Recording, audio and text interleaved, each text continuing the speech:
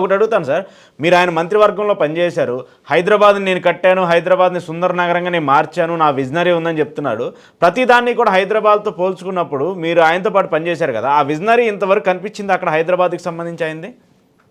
హైదరాబాద్లో విజనరీ అంటేనండి, ఆ రోజుకి విషయం ఏంటంటే అప్పటికి బెంగళూరు హైదరాబాద్లో ఐటీ ప్రారంభం అయ్యింది, స్టార్టింగ్ అయింది.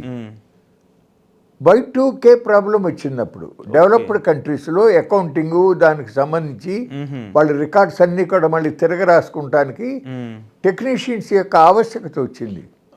ఆ సమయంలో చంద్రబాబు నాయుడు, నేను ఢిల్లీలో స్పెషల్ రిప్రజెంటేటివ్గా ఉండా. ఢిల్లీ వచ్చినప్పుడు వాజ్పేయి ప్రధానమంత్రి గారిని కలుస్తానికి వెళ్ళాం. కలిసినప్పుడు చంద్రబాబు నాయుడు వాజ్పేయి గారితో, సార్ ఇదివరకు భారతదేశం ఇండస్ట్రియల్ రెవల్యూషన్ మిస్ అయ్యింది, ఇప్పుడు ఇన్ఫర్మాటిక్స్ రెవల్యూషన్ అన్నా మనం అందిపుచ్చుకుంటే బాగుంటుంది అని చెప్పాడు. నిజమే బాబు గారు, మంచిదే, తప్పనిసరిగా మనం దాని గురించి ఆలోచిస్తామని చెప్పి ఒక టాస్క్ ఫోర్స్ వేశారు. కేంద్ర ప్రభుత్వం జస్వంత్ సింగ్ కన్వీనర్గా, చంద్రబాబు నాయుడు కో కన్వీనర్గా టాస్క్ ఫోర్స్ వేశారు. ఆ టాస్క్ ఫోర్స్ సభ్యులు బెంగళూరు, హైదరాబాదు, పూణే, చెన్నై ఇవన్నీ తిరిగి స్టేక్ హోల్డర్స్ అందరితో సంప్రదించి they have given a good report.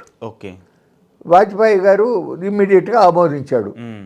Chandrababu Naidu himself being the chief minister of Andhra Pradesh at that point of time, ఆయన ఈ గచ్చిబౌలి, ఫైనాన్షియల్ సిటీ ఆ ప్రాంతాల్లో నానక్రామ్గూడలో ఒక్కొక్కళ్ళకి 2 ఎకరాలు, 3 ఎకరాలు, 4 ఎకరాలు అట్లా కేటాయించాడు ప్రభుత్వ భూమి.